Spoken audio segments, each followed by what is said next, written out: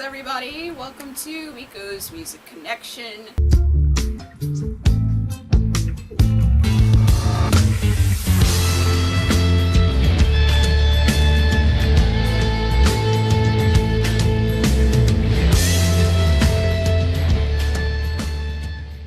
So I'm going to be talking about June's pick, even though I know it's August as I'm filming this.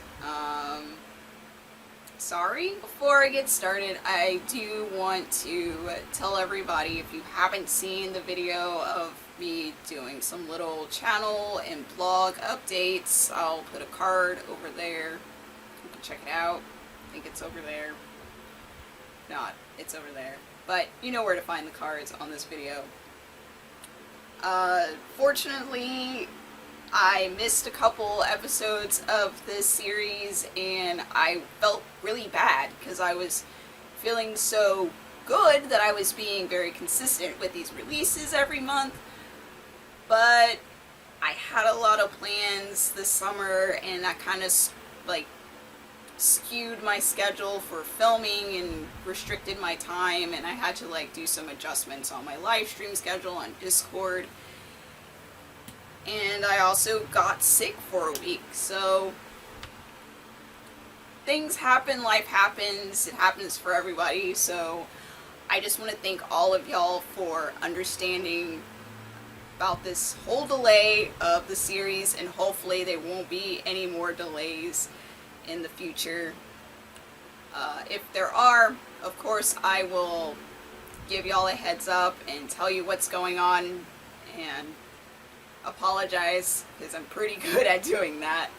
So without further ado, I want to jump into this very late entry to Miko's Music Connection with these two Korean rock bands, OneWe and N.Flying. First of all, I want to start off with this little sentiment, because I'm sure for those who have known me for a very long time, I'm extremely picky with Korean rock groups. I really don't like most of them. Thank you for watching my video. I hope to see you next time in another Miko's Music Connection episode.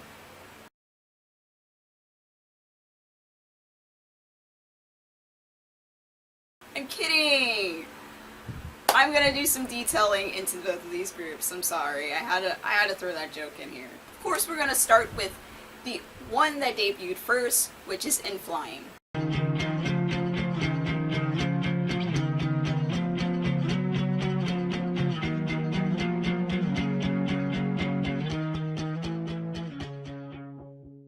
So, N.Flying comes from a company some of you might know called F&C Entertainment. They're home of such acts as AOA, FT Island, Seen in Blue, Cherry Bullet, SF9, P1 Harmony. A lot of very notable groups. Some of those groups I'm hoping to do a deep dive and make an entry for in this lovely series in the future. Very much looking forward to that because I've heard so many things about some of these groups. But of course right now we're focusing on the lovely N.Flying.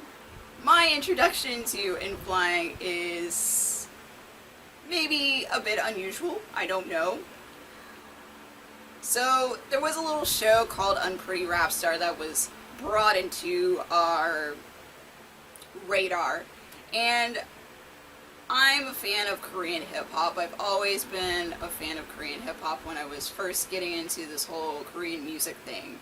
And I used to jokingly tell people well, I'm a listener of K-pop, but I'm a fan of K-hip-hop. And I feel like that's still mostly true, but now I don't feel as, I don't think ashamed is the right word, but I can confidently say, yes, I am a fan of K-pop. So, Unpretty Rap Star had one of F&C's Entertainment's artists participating in this show by the name of Jimin. She was part of AOA. I know there was a lot of, criticisms towards her. I know at times I kind of had problems with her, and Jessie got at her quite a bit.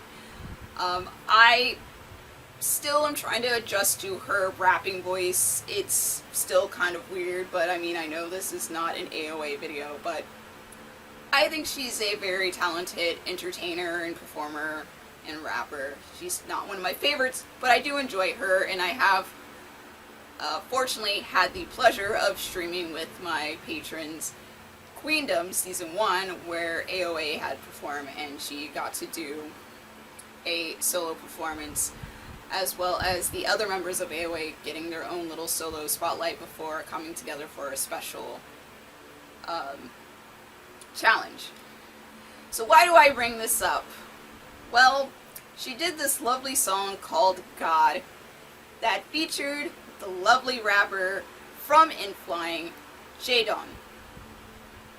When he entered the song, by God, I instantly fell for his voice. Just that deep, like, manly, like, rap, confident voice. It just worked really well with her, like, higher pitched tone and her rapping. It was just the peanut butter and jelly of the rap song. Like, it's a very good song. 시간이 왔어. Now tell me what's up. 터지는 탄성. We got the power. 24 hour. 계속해 싸워. 너라는 낙서. I also like Jimin's other collaborative effort with the late Arn, rest in peace, sir.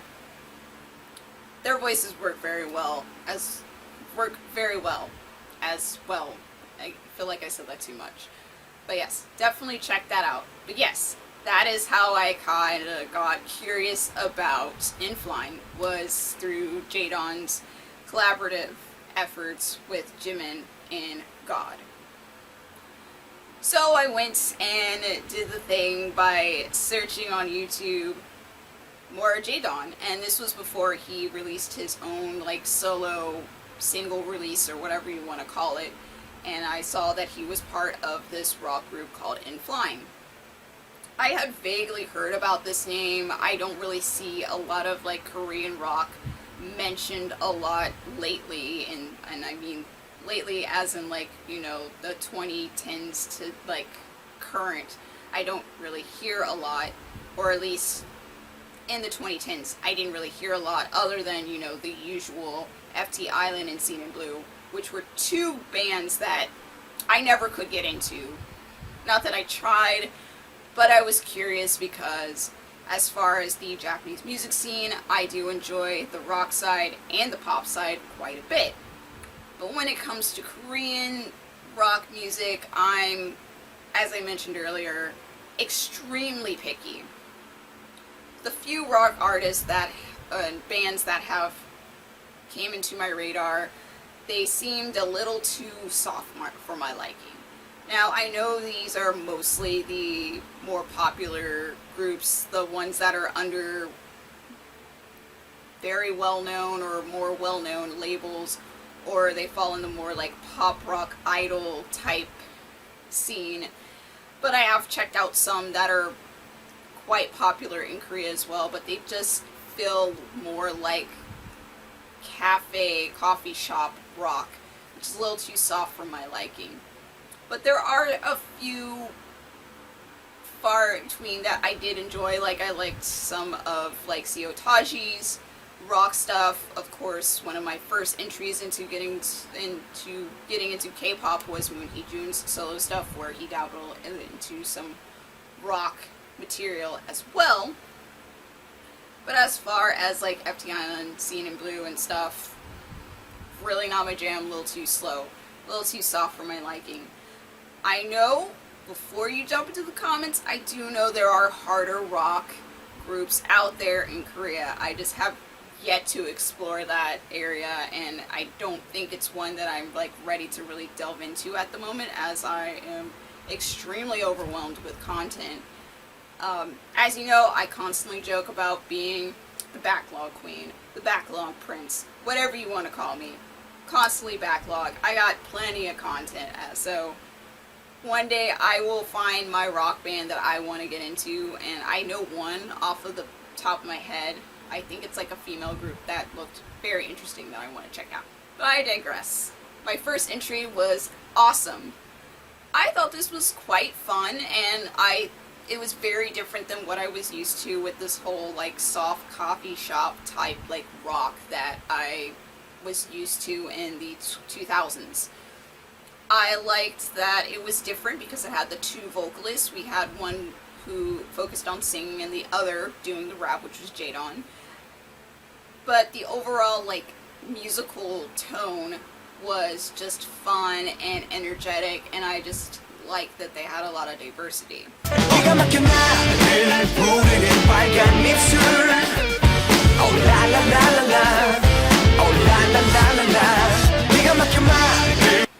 When I was going through their whole musicography, as far as like their music videos and listening to every single like album and stuff, which is probably the longest part of my, I guess, research, is me going through their whole discography and watching all their music videos.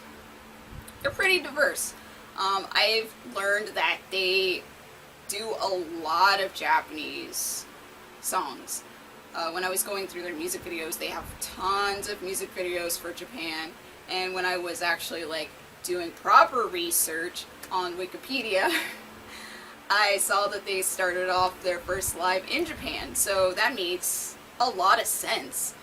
And once again, for a long time viewers and readers, you know, I have the highest of standards when it comes to Koreans doing Japanese songs, because back in the day they didn't put any effort into doing songs for Japan. They took their biggest hit in Korea, translated in Japan, bam bam, done, thank you ma'am, get the coin, go back to Korea. But nowadays these groups are putting more effort, or at least these companies, both of them are putting more effort into making more original content for Japan. Sure, they still take one of their title tracks or so and translate it into Japan, but they actually now put more effort into creating original content. Granted, I know back then in the 2000s, the golden years, there were groups that did do that, where they did make original content for Japan. But the majority, the ones that were like up and starting in like the mid 2000s and 2010s, they just kind of repackaged and brought it over across the sea. But nonetheless, I really liked Awesome. It made me want to check out more of their stuff. Granted, it took me all the way until now to like really deep dive and look through all of their things, and I just really enjoyed it. I think maybe just their dynamic of having the rap and the singing like together, and the upbeat differentness of their sound made me intrigued and kind of like them more. I was really excited to like look into them more, so I'm glad that I chose them for this series, because I could really go back and pick up where I left off with checking them out, because I really had a big gap before I like listened to more of their music. So far in the series, I try to mention the group's biggest blow up. So I know one of these, that the other group that I chose for this pairing I could not really find like a big blow up song, but I'll talk about that later, of course. But from what I could tell, going off of what I read on Wikipedia and also looking at numbers, streaming numbers on Spotify, N.Flying's big blow up most popular song is Rooftop. I do remember listening to the song. It's a very good song. It shows a different side of them compared to their songs Awesome and Hot Potato, which is where I kind of started off with. 저 달이 외롭지 않게 해줘 너는 별을 보자며 내 손을 끌었어 저녁 너를 And I read on Wikipedia that originally this song wasn't very popular, but thanks to the internet, an anonymous person shared this online on a stream or something, and it blew up and it went viral, and it made a resurgence, and it became one of their most popular blow-ups, which is fantastic, because I feel like with their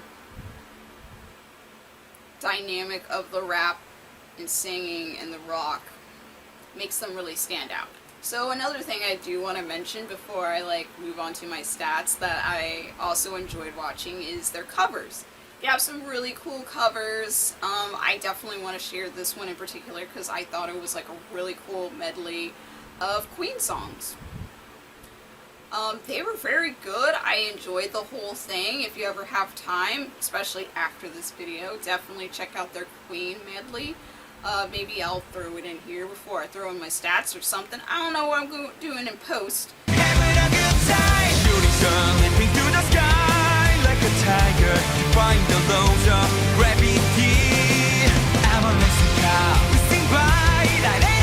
But I really enjoy N.Flying. They're a great group. I'm looking forward to seeing more from them. Yes, so that's all I have to say about N.Flying. Great group, really enjoyed them. I did check out Jadon's solo stuff. That he did a song called Clicker with another artist. Don't remember her name, but I was surprised how it sounded. It was not what I thought it was gonna be.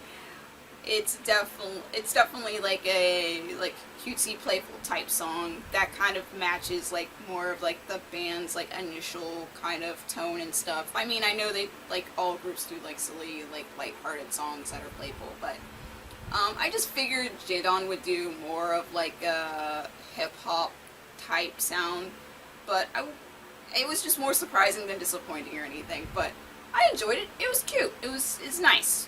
There you go. Here's some stats.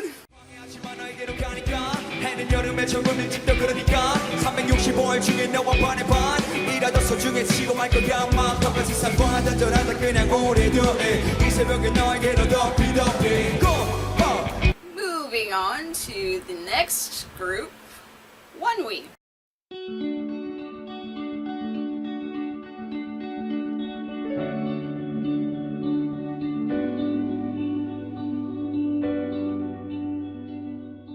So OneWe is from another well-known label called RBW, which is home of Mamamoo, OneUs, and Purple Kiss. There you go. I know one or more of these groups I'll be talking about later in the series, so stay tuned for that as usual. My first introduction to them, once again, another collaborative thing. I was just, scrolling or whatever through YouTube, and I guess this was popped up as a new upload from one of the channels that I follow. It was probably RBW's channel. It was a collaborative effort with my bias for Mamamoo, Wasa, called Q. This song was just so beautiful and it was just great. It was just very eye-catching, ear-catching, is that a word? I just really enjoyed it.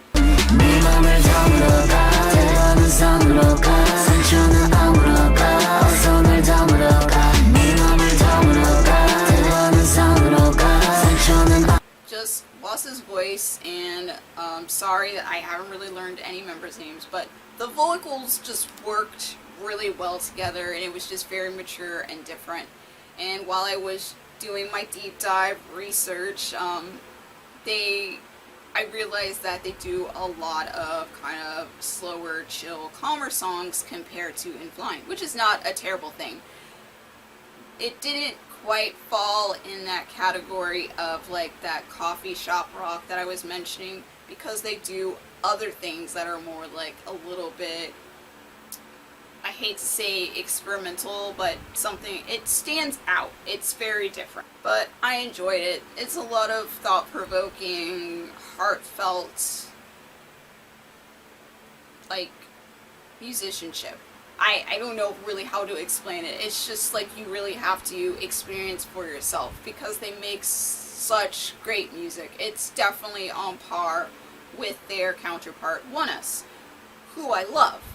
And they have done a couple collaborative efforts with OneUs, which were fantastic collaborations. I love their chemistry together. I believe one of the members from each group is actually related, so that's super cool.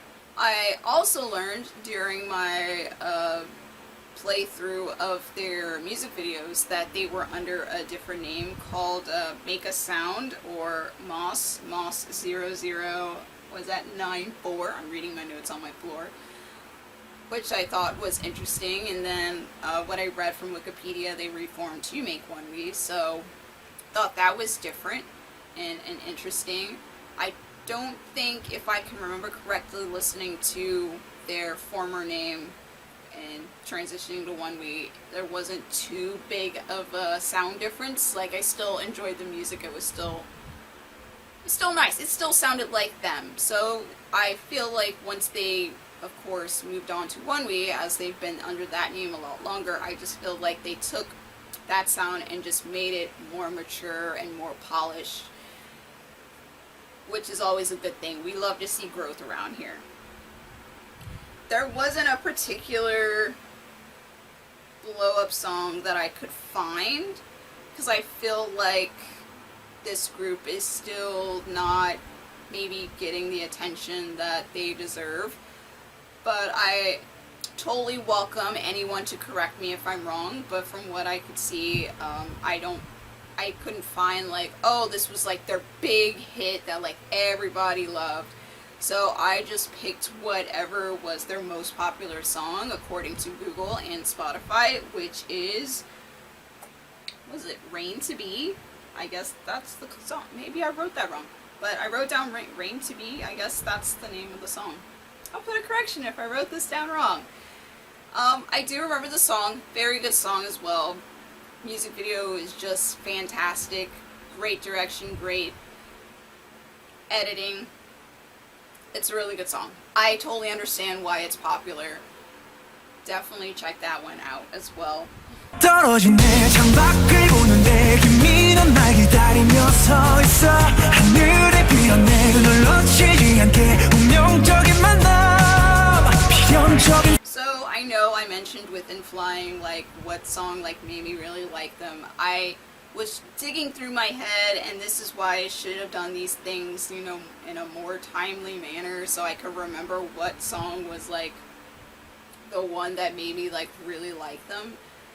But all I can say is just the first song that I got into, like, was introduced to them, which was Q. That was the one that just like hooked me, and I was just like, well, I'm in, I'm curious, please show me more. Once I did my deep dive, I guess I could say maybe they're not quite their latest release, but I guess their latest like non-like fan present type release, which is Planet 9 Voyager. That mini album is a masterpiece. I have used one of those songs in my bullet journal. So every month I put a quote from a song. I try to alternate between male, female artists, groups, or whatever. And the first one I put was some lyrics from the song Orbit. It's one of my favorite songs from the mini album. I also like Montage as well, and Universe. There's so many good tracks on that release. It's just a very solid mini album, and I really enjoyed it. So definitely check that one out. 나의 세상은 분명 날 위해 돌아갔는데 널 만나고부터 운명의 궤도가 바뀐 거야. But I know that they also recently, or not super recently, but I know they released a special kind of like present to the fans type release, special album as they call it, and music video, which was enjoyable, and it was nice, and you know, fan presence. I don't know, I feel weird about a lot of those like special fan things, because most of the time they just seem kind of eh. I just would prefer, you know, just official releases. I mean, a fan present like song every now and then is okay, but most of the time they're nothing, I don't know, exuberant or whatever. I don't know, they don't really catch me for the most part, but they are fine, they're okay. So without further ado, here's some OneWe stats.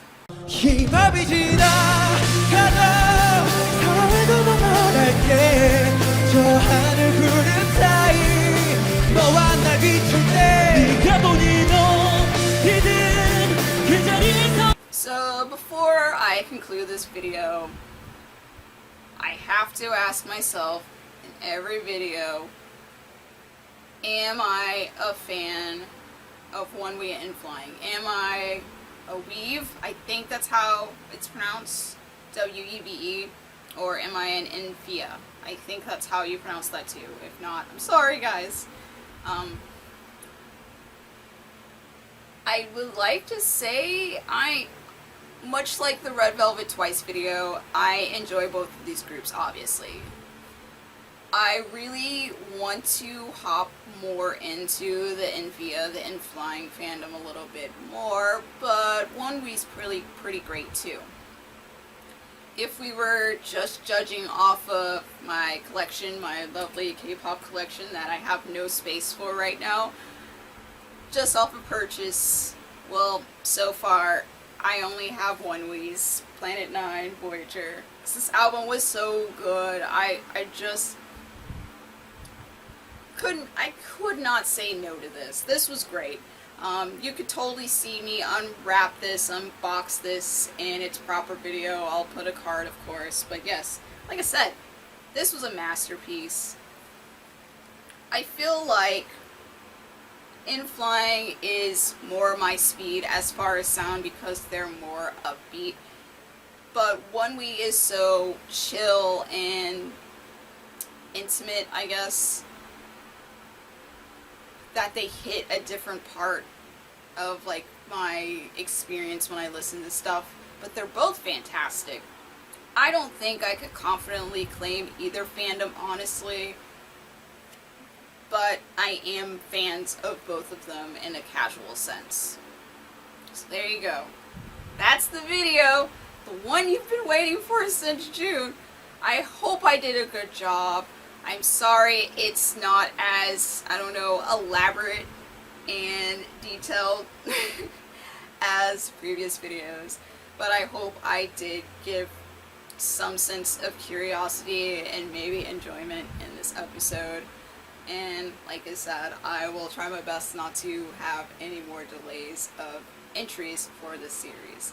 So if you enjoyed it, please give it a thumbs up and of course hit that subscribe button because I know a whole bunch of you, like a lot of you, like 80% or more of you are not even subscribed. I don't know why, I don't know what you're doing. I post stuff here on Wednesdays and Thursdays and sometimes an extra video. So please support me in that way, and of course you can join Patreon. Until next time, I'll see you guys in another video. Peace.